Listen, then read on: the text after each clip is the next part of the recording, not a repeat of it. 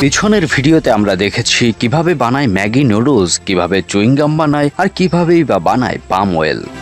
আজ দেখব কিভাবে বানায় স্বচ্ছ কাঁচ। আমরা তো জানি কাঁচ আমাদের জীবনের এক অবিচ্ছেদ্য অংশ। যখন প্লাস্টিকের প্রচলন অতটা হয়নি তখন কিন্তু প্রয়োজনীয় প্রায় বেশিরভাগ জিনিসই ছিল কাঁচের। যেমন ধরুন বোতল। এখন তো হরহামেশাই দেখা মেলে প্লাস্টিক বোতলের, কিন্তু দেখবেন বেশ কিছু বছর আগেও এই প্লাস্টিকের স্থানটি দখল করেছিল কাঁচ। কাঁচ নির্দিষ্ট ছাঁচে গলিয়ে বানানো হতো বাটি, গ্লাস আরও কত কি। এখনও কিন্তু অনেক কিছুতেই কাঁচের বিকল্প নেই। টিভি, ল্যাপটপ আর আপনার ঘরে থাকা আয়নাটা, আপনার জানালার পট্টিটাও কাঁচের। আর প্রতিদিন যে মোবাইলটা হুমড়ি খেয়ে টিপছেন তার স্ক্রিনটাও কাঁচের তৈরি। তো এত কথা যেই বস্তু নিয়ে বলছি, সেই কাঁচ বানায় কিভাবে?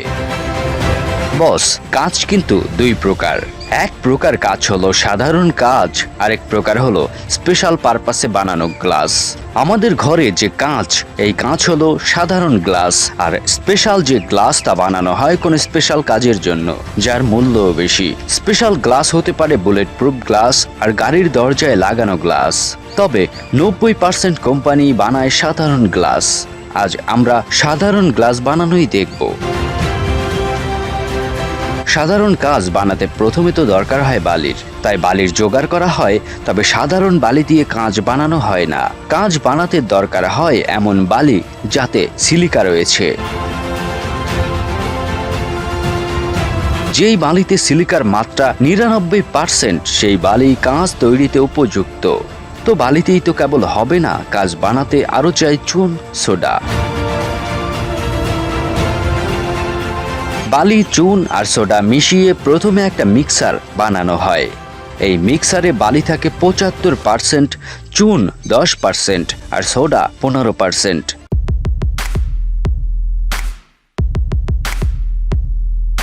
এবার এই মিক্সার একটি মেশিনে আচ্ছা করে পিষে নেওয়া হয়। এ সময় এই মেশিনে পুরনো কাঁচের টুকরো মেশানো হয়।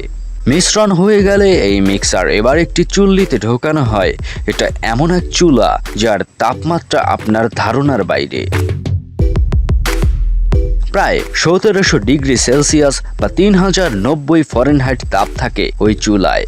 এই তাপমাত্রায় কিছুক্ষণ পরই ওই মিশ্রণ গলে জল হয়ে যায়। ওয়ার্কাররা ওই লিকুইডের মতো গলে যাওয়া বস্তু এবার চুলা থেকে বের করে আনেন আর নির্দিষ্ট ছাঁচে ঢালেন।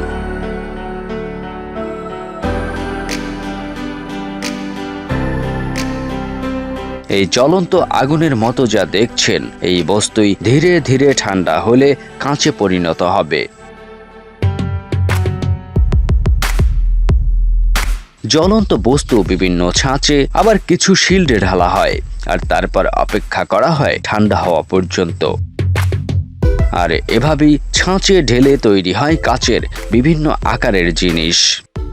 আবার দেখবেন কখনো কখনো বিভিন্ন রঙেরও কাঁচ দেখি। তো কাঁচে এরকম কালার কিভাবে আসে? বস, এটা তো সহজ বিষয়। কোম্পানি যেই কালারের কাঁচ বানাতে চাইবে, যখন এই কাঁচ লিকুইড অবস্থায় থাকে তখন কেবল এই জ্বলন্ত লিকুইডে কেমিক্যাল ছেড়ে দেয়, আর যে রঙের কেমিক্যাল ছেড়ে দেয় সেই রঙের কাঁচই ওই লিকুইড থেকে তৈরি হবে।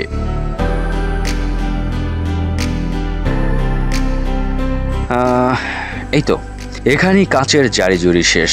আর কোনো ধাপ কাঁচ বানাতে পেরোনো লাগে না। খুবই সহজ আর অল্প উপকরণ দিয়ে সাধারণ কাঁচ বানানো হয়।